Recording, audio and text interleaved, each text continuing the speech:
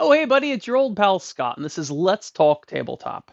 Today, I wanted to discuss something that I have not heard talked about very much on YouTube, and it's the fact that large corporations such as Wizards of the Coast and Games Workshop don't want you to know a lot about the hobby that they try to sell to you. In fact, they don't want you to know how it started or how it used to be at all. And eventually, the history doesn't get rewritten, but it gets ignored and it's a very interesting thing to talk about. So let's dig into it.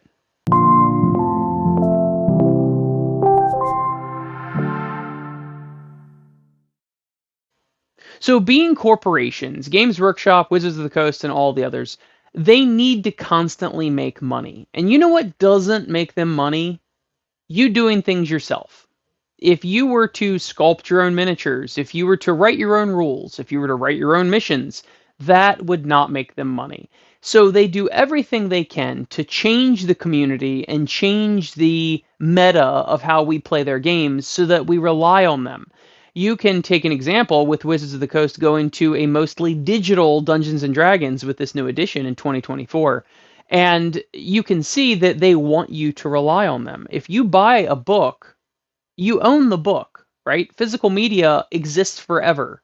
That means that they don't necessarily get any more money from you. But if it's a subscription, you might forget that you're not using it anymore and pay or whatever. It just becomes part of your expenses, such as rent or fuel or food.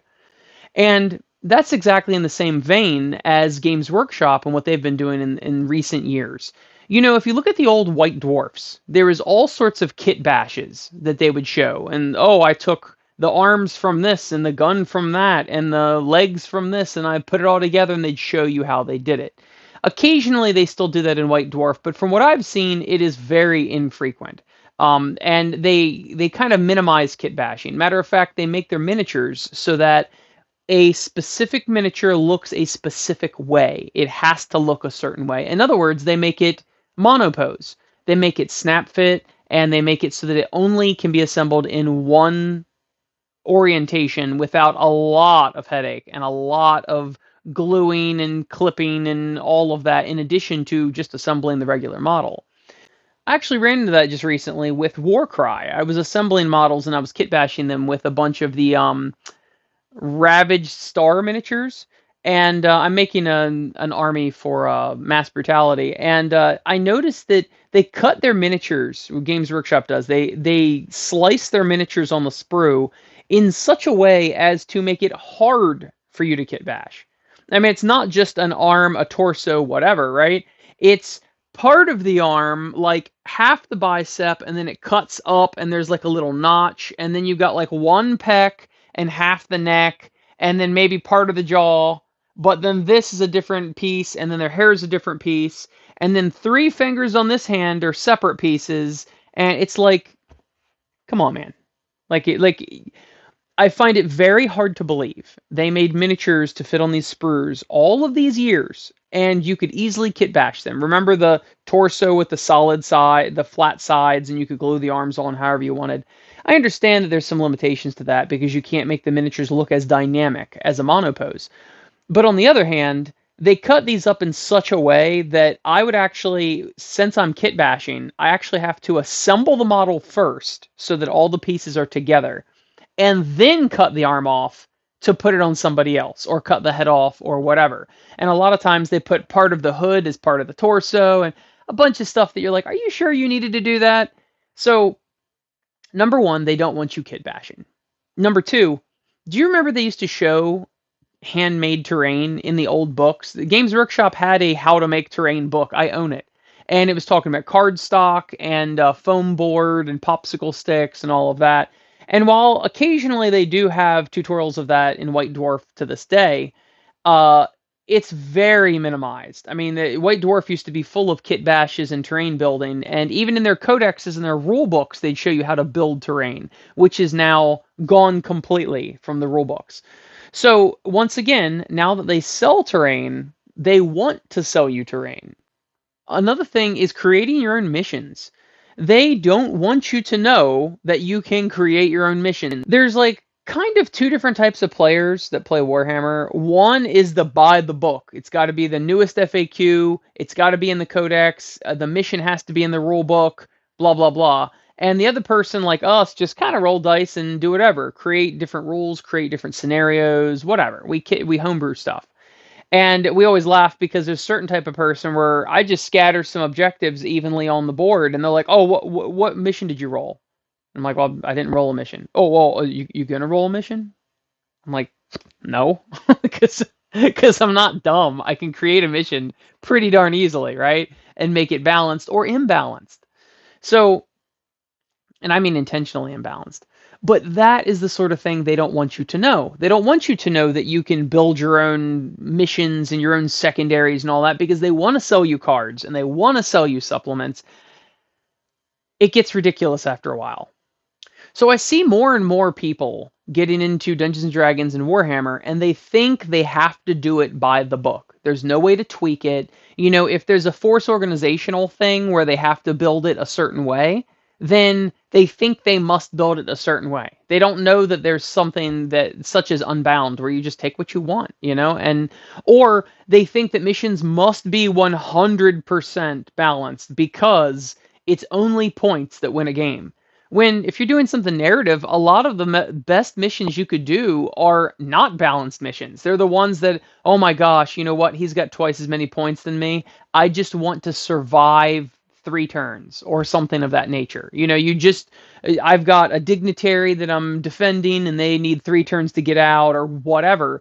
Those are some of the most memorable and some of the most amazing missions you could do, but you will never find them in a Games Workshop book. And there's a whole mentality that has arisen with new gamers in the newer age, younger gamers, where everything has to be spoon-fed to them by the giant corporation. And I'm thinking to myself, you know, you can kit bash. So what if your pain boy doesn't look exactly like a pain boy? So what if your Cryptek has tentacles for legs or whatever? I mean, you should be creative with this hobby.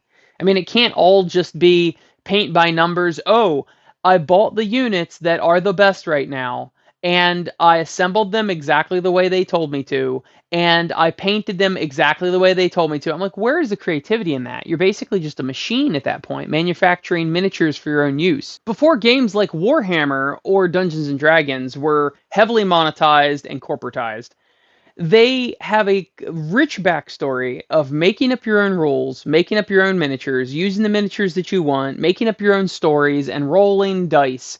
A lot of wargaming and even RPGs come from Napoleonics and things like that, where a lot of times it's not an even battle, and you've got to try to think your way out of it.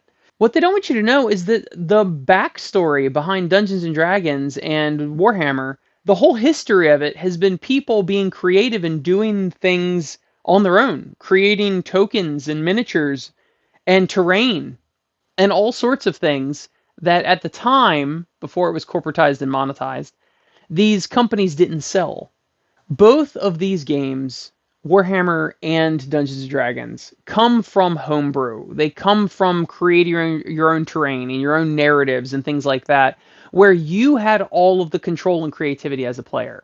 They didn't have to sell you anything except for maybe miniatures or maybe dice or maybe a player's handbook. That's all they had to sell you, because once they gave you the rules, it was the sky's the limit. You do whatever you want. But unfortunately, I think we've lost that as players. I think we've lost that can-do attitude and that pioneering spirit that used to be, because we're so used to being spoon-fed the next release, spoon-fed, this is how you do it, and there's no other way to do it. You know what I mean? So I think that's pretty sad, actually. They kind of want to obfuscate the past so that you have to rely on what they do now. So what these corporations truly don't want you to know is that this game is yours. You can edit it in any way you want. Buy the physical copies of stuff. Kit bash your stuff. Make missions. I mean, the sky is the limit. And they don't want you to know that because it doesn't produce them money when you create your own thing.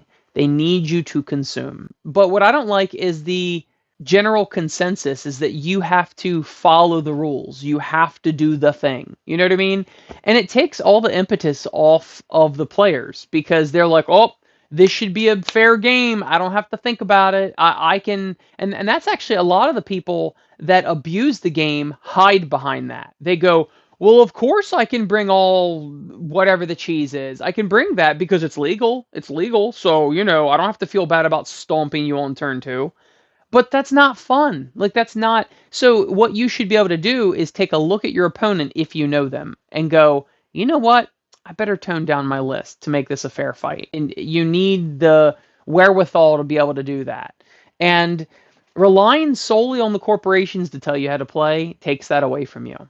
So, if you've got the rebel sort of spirit, just know that you're sticking it to the man when you are kit bashing your own miniatures, or you're making your own missions, or you are doing literally anything that they don't want you to do because it doesn't make them money. So thank you to all my beautiful, sexy, good smelling Patreon patrons. They are right there. And I would like especially to thank Davich down at the bottom. Thanks, Davich. He's one of my newer people. Anyway, if you like what you hear and you'd like to discuss this further, like, subscribe, share, uh, whatever else the words are, ring the bell, I hear a lot. And I think I'll see you next week.